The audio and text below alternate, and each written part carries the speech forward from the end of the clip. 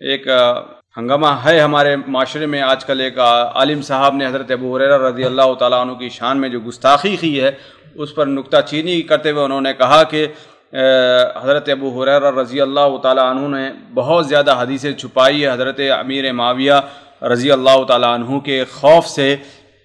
اس بات کی کہاں تک سچائی، جبکہ انہوں نے حوالہ بھی دیا ہے شیخ محترم، تو اس جیسے کہ آپ بخاری کا بھی میرے خیال سے حوالہ دیا ہے، تو ان حوالات کو پیش نظر ان کی اس بات کو کیسے دیکھا جائے گا اور کیا جواب دیا جائے گا؟ اولاً حضرت ابو ہریرہ رضی اللہ تعالی عنہ پر یہ کوئی نیا اعتراض نہیں ہے. حضرت ابو ہریرہ رضی اللہ تعالی عنہ چونکہ اللہ کے رسول صلی اللہ علیہ وسلم کی حدیثوں کو سب سے زیادہ حفظ کرنے والے اور امت میں عام کرنے والے ہیں، اس لیے باطل نظریہ رکھنے والے لوگ جیسے شیعہ ہیں، معتزلہ ہیں، خوارج ہیں، ان لوگوں نے حضرت ابو ہریرہ رضی اللہ تعالی عنہ پر پہلے ہی سے حملہ کرنا شروع کیا ہے. تو اولاً تو یہ کوئی نئی بات نہیں ہے. دوسری بات یہ ہے کہ حضرت ابو ہریرہ رضی اللہ تعالی عنہ کا جہاں تک تعلق ہے، انہوں نے نبی کریم صلی اللہ علیہ وسلم کی باتیں سنی ہیں، اسے حفظ کیا ہے اور اسے امت میں پہنچایا ہے، اور یہ اللہ تبارک و تعالیٰ کا ان کے اوپر بڑا فضل رہا ہے. حدیثوں کے پہنچانے میں نہ وہ کسی کی روح رعایت سے کام لیتے تھے، نہ ہی کسی سے خوف رکھتے تھے، نہ ہی کسی کے بارے میں کچھ حدیثیں چھپایا کرتے تھے. یہ بات 100% غلط ہے، بلکہ مروان ابن حکم جو مکے کا گورنر رہا ہے، حضرت ابو ہریرہ رضی اللہ تعالی عنہ اس کے سامنے بسا اوقات بعض حدیثیں بہت ہی کھل کر کے، بلکہ اس سے اشارہ کرتے ہوئے بیان فرمایا کہ اللہ کے رسول صلی اللہ علیہ وسلم نے ارشاد فرماتا ہے ہلاک امتی علی ید اغیلمۃ بن قریش، ہے کہ نہیں؟ اور یہ اشارہ کیا کہ کہیں اس چیز کی بنیاد تم سے تو نہیں پڑنے والی ہے کہ نہیں؟ تو اگر حضرت ابو ہریرہ رضی اللہ چھپانا چاہے تو مروان کے سامنے ایسی باتیں کیوں کہتے؟ اسی طریقے سے حضرت ابو ہریرہ رضی اللہ تعالی عنہ نے حضرت علی رضی اللہ تعالی عنہ کے فضائل میں، اہل بیت کے فضائل میں، حضرت حسن حسین کے فضائل میں، اموی جو عمرہ تھے ان کے سامنے کھل کر کے بیان کیا کرتے تھے، کھل کر کے بیان کیا کرتے تھے اور انہیں سنا کر کے بیان کیا کرتے تھے. اگر جو ہے چھپانا ہوتا ان کے ڈر سے تو یہ حدیثیں چھپائے ہوتے نا، بلکہ حضرت معاویہ رضی اللہ، حضرت ابو ہریرہ رضی اللہ تعالیٰ عنہ نے مروان کو نہیں بلکہ سعید ابن عمرو ہے یا سعید ابن عاص ہے جو اموی گورنر تھے، ان کو سخت ایک بارے میں انہیں متنبہ کیا، اس لیے کہ وہ حضرت حسن رضی اللہ تعالیٰ عنہ کسی خاص مقام پر دفن نہیں ہوا دینے چاہتے تھے، تو انہوں نے سخت اس کے اوپر نکیر کی اور کہا کہ یہ ان لوگوں میں ہے جن سے متعلق اللہ کا رسول نے بیان فرمایا ہے کہ حسن سید اشباب اہل الجنہ، یہ اس قسم کے حدیث کے الفاظ ہیں، یعنی جو ان سے محبت کرتا ہے وہ ہم سے محبت کرتا ہے. یعنی کہنے کا مطلب تو دوسری بات تو ہے کہ حضرت ابو ہریرہ پر یہ الزام ہے کہ انہوں نے بنو امیہ کے ڈر سے ایسی حدیثیں چھپائی ہیں. تیسری بات جو جس حدیث کو بنیاد بنایا جا رہا ہے، صحیح بخاری میں ہے کہ اللہ کے رسول صلی اللہ علیہ وسلم سے ہم نے حدیث کے 2 جھولے لیے ہیں، 2 برتن لیے ہیں. ایک کو تو ہم نے کھول دیا ہے، دوسرے کو اگر میں کھول دوں تو میری گردن مار دی جائے. بعض روایات میں ہے کہ تم لوگ ہمارے اوپر پتھر پھینکو گے اور میری کوئی بات سننے کے لیے تیار نہیں ہوگے. تو ایسی کچھ حدیثیں حضرت ابو ہریرہ رضی اللہ تعالیٰ اولاً ان کا یہ کہنے کا یہ معنی قطعی نہیں کہ اس میں سے کچھ حدیثیں بیان بھی نہیں کی ہیں، جیسے ان سے مروان کے سامنے جب ہم نے ذکر وہ حدیثیں بیان کی ہے کہ نہیں ہے.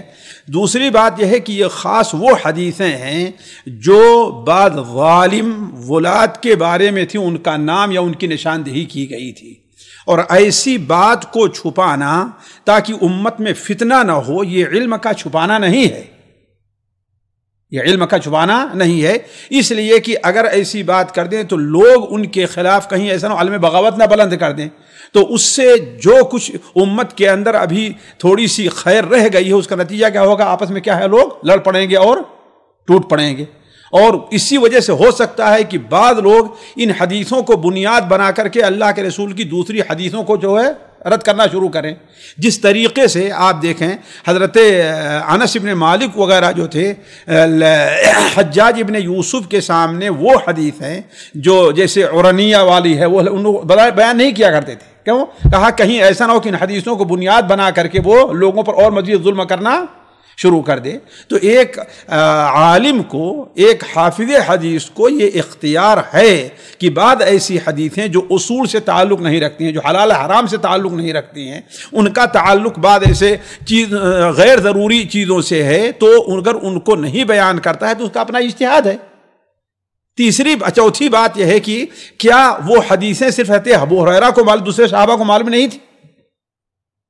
اگر وہ حدیثیں وہ ہوتی جن کو یہ کہتے ہیں کہ ایک ایک کا نام دے کر کہا تھا کہ ہاں بھائی یہ ظالم ہوگا، معاویہ ظالم ہوگا، یزید ظالم ہوگا، فلاں ہوگا، فلاں نعوذ باللہ من ذلک، اگر یہ تھا تو دوسرے صحابہ کو تو معلوم تھا کہ ماذا. حضرت ابو ہریرہ کی شاید ہی کوئی ایسی حدیث ہو جس کے بیان کرنے میں وہ تنہا ہے، کوئی دوسرے صحابہ اس کے ساتھ شریک نہیں ہے. باقاعدہ یہ علماء نے دراسہ کیا ہے، جیسے دکتور ضیاء الرحمن اعظمی رحمہ اللہ نے باقاعدہ ابو ہریرہ فی ضوء مرویات میں لکھا ہے، اور ہر حدیث کو لا کر کے انہوں نے کہا کہ دیکھیے یہ حدیث ہے، اس معنی کی حدیثیں فلاں فلاں فلاں صحابی روایت کرتے ہیں. تو کیا ابو ہریرہ کو صرف اکیلی حدیثیں تھیں؟ اور اگر صرف ابو ہریرہ کے پاس اکیلے رہی ہوں، اللہ کے رسول بتایا ہو، تو اس کا مطلب ہے کہ ان کا بیان کرنا امت کے سامنے ضروری نہیں تھا. جیسے اللہ کے رسول صلی اللہ علیہ وسلم نے حضرت حذیفہ کو منافقین کے نام بتلائے تھے، لیکن حضرت حذیفہ منافقین کا نام لوگوں کو بتاتے نہیں تھے، ہے کہ نہیں؟ کیوں؟ اس لیے کہ اس کا امت میں عام کرنے سے کیا کوئی فائدہ نہیں بلکہ زیادہ نقصان ہو سکتا ہے. اسی وجہ سے حضرت عمر رضی اللہ تعالیٰ عنہ یہ دیکھا کرتے تھے کہ حضرت حذیفہ کس کی نماز جنازہ نہیں پڑھتے ہیں، کس کی نماز جنازہ پڑھتے ہیں، تو دیکھتے اگر وہ پڑھتے ہیں تو وہی پڑھتے، نہیں پڑھتے تھے. حضرت عمر نے حضرت حذیفہ سے کیوں نہیں کہا بتاؤ ان کا نام؟ جیسے آج یہ کہہ رہے ہیں نا اعلان کرو تاکہ سب کھل کر کے آ جائیں. ایسے اگر حضرت عمر جہالت کی باتیں کرتے اور تو حضرت حذیفہ سے پوچھ سکتے تھے، نہیں پوچھ سکتے، لیکن کچھ نہیں کہا. تو معلوم یہ ہوا کہ اگر ایسی کوئی بات رہی ہے جس سے چھپایا ہے تو اس کا پھیلانا امت میں ضروری نہیں تھا، اور پھیلانے کی وجہ سے امت کے اندر مزید خلفشار پیدا ہوتا. جی تو یہاں پر گردن مارنے سے جو یعنی ڈائریکٹ حکومت کے اوپر نہیں جاتا ہے سوال، وقتیہ جو حکومت تھی تو ٹھیک ہے، ہو سکتا ہے اس وقت بعد ایسے خلیفہ تھے، آئے تھے جن کی